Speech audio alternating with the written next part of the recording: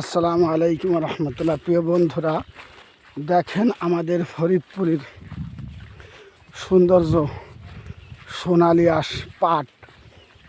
এত পাট আমাদের কৃষকরা বুনায় আছে, দেখার মতন মনোরম পরিবেশ, সোনালী ফসল পাট। যে পাট আপনারা কষ্ট মেহনত করে ফলান, এই পাটের পিছনে অনেক শ্রম দেওয়া লাগে, এই পাট অনেক পরিশ্রম করা লাগে।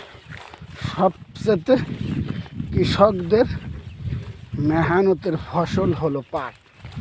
এই পাট কিন্তু ঘরে এমনি এমনি আসে না, এই পাটের পিছনে কৃষকদের অনেক শ্রম দিতে হয়।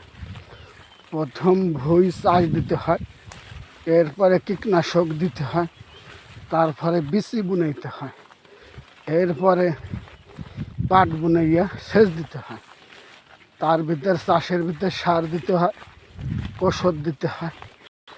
এই পাটটা জ্বালাইলে অনেক সুন্দর করে আবার কীটনাশক দেওয়া লাগে, এরপরে সেচ দিতে হয়, নিড়াইতে হয়, সার দিতে হয়, বীজ রোপণ করার পর অনেক সুন্দর মেহনত করতে হয়। এরপরে দুনো টানতে হয়, বড় হলে বাঁশ দিতে হয়, বৃষ্টি না নামলে শুকাই গেলে সেচ দিতে হয়। এর পিছনে এত পরিশ্রম মেহনত করতে হয়।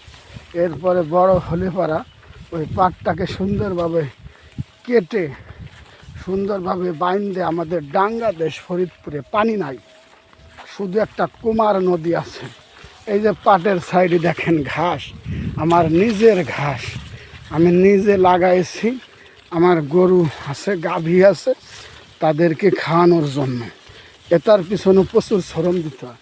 এই যে ভরা দুপুরবেলা আসছে আজানের টাইমে, জুম্মার নামাজের দিন, তারপরেও ঘাস কাটতে হবে, কত পরিশ্রম করতে হবে। আর এই পাটের পিছনে আরও বেশি মেহনত পরিশ্রম করা লাগে।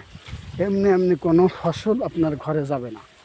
এই পাটটাকে অনেক সুন্দরভাবে কেটে কুটে সাইজ করে এরপরে আবার জাগ দিতে হয়। আমাদের দিক পানি নাই, দূরে জাগ দিতে হয়, অনেক দূরে জাগ দিতে হয়। এরপরে সেই পাট 15 দিন 20 দিন 1 মাস লাগে, দেখে কোনো ছোটো বোক ভাঙে না। ঘাস কাটতে আইসি 2 বাপ ভিটা, বোকগুলো ভাঙে গেলে ঝামেলা, বলতেছি যেন বোক ভাঙে না বাজান, একবারে মিশিয়ে কাটো। ওই যে ঘাস গরুকে খাইতে হবে, অনেক পরিশ্রম করা লাগে, এই ক্ষেতের পিছনে অনেক মেহনত করা লাগে। দেখছেন সোনালী ফসল আঁশ পাট, আমাদের ফরিদপুরের বিখ্যাত পাটে বিখ্যাত, পেঁয়াজে বিখ্যাত, ধানে বিখ্যাত, ঘাসে বিখ্যাত, everything all square fair and lovely, সব কিছুতেই আমাদের ফরিদপুর বিখ্যাত। যদি ভিডিওটা ভালো লাগে অবশ্যই লাইক শেয়ার কমেন্টস করে পাশে থাকবেন। ধন্যবাদ।